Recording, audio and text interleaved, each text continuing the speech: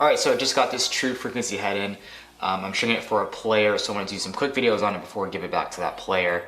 So just kind of like a quick overview, I guess you could say. I'm gonna compare it to the Rebel offense as well here in a little bit. As you can see, it has a really nice looking face shape there, nice and gradual, similar to like an Evolution style head. So nice and gradual, should be easy to catch with, that sort of thing. Now this is the frequency universal, so I guess you could say it's good for all, sorts of players, attack, melee, defense, LSM, those sort of things. So it has a pretty nice looking solid design here. We've got three relatively aggressive struts there, and there's also some more down here in the throat section. I guess these are more just style features there. I wouldn't say those are too functional. But the head is pretty stiff actually. It's similar to like the Stallion 700, so it has a pretty decent amount of stiffness. Definitely down here in the lower portion under the throat, up towards the top. Gets a little bit softer, but that's good for shooting and that sort of thing as well. So now this one is strung with Hero 2.0. The player didn't really give me any, I guess, specifications, as you can say, for how they want the pocket strung, so I gave it a nice kind of mid pocket, which I think is going to fit really well for this sort of head.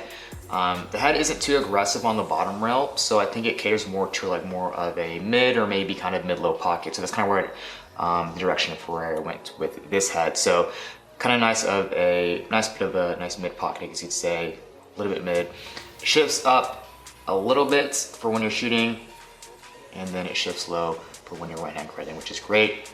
I went on and threw in 3 shooting strings just to keep it nice and clean and simple.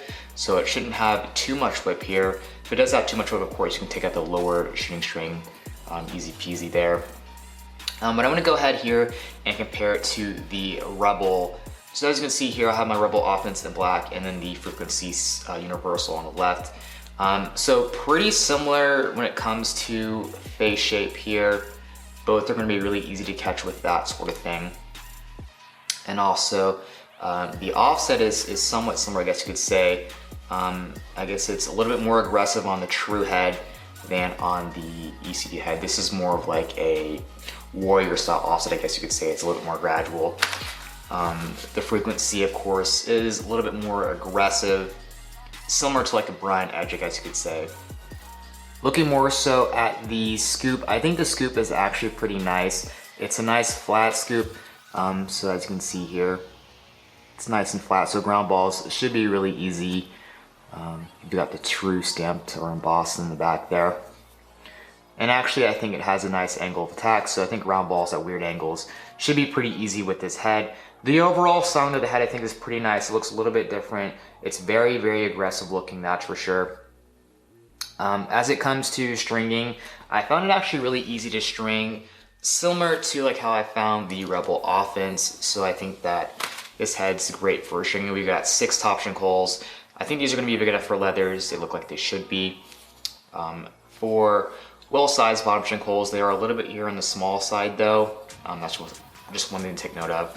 And of course here we have plenty of solid holes going all the way down the head, so you should have plenty of options when it comes to mesh pockets. And I think it should take traditional as well pretty easy, regards the somewhat small bottom string holes and top string holes, but I think you could still manage to, make a leather fit into those if you cut them correctly. So that's gonna be for this quick video, just covering the true frequency universal. Overall, I think it's a pretty good head. I haven't had it for too long, but I think it's gonna be a pretty good head if you guys are interested in this one. It's very similar to like the Rebel offense, as well as the Stallion 700 and a lot of this more midfielder, type-esque heads. And just a heads up, we are now on Patreon, so if you guys were looking to support Mako Sports, you guys can of course go over to patreon.com/Mako Sports. Take a look at the options and decide if you guys would like to support us and what we're trying to do here by growing the game through highly stylized videos and pictures. So that's gonna be it for this video. If you guys enjoyed it or found it helpful, be sure to like the video, subscribe to the channel, and thank you for watching.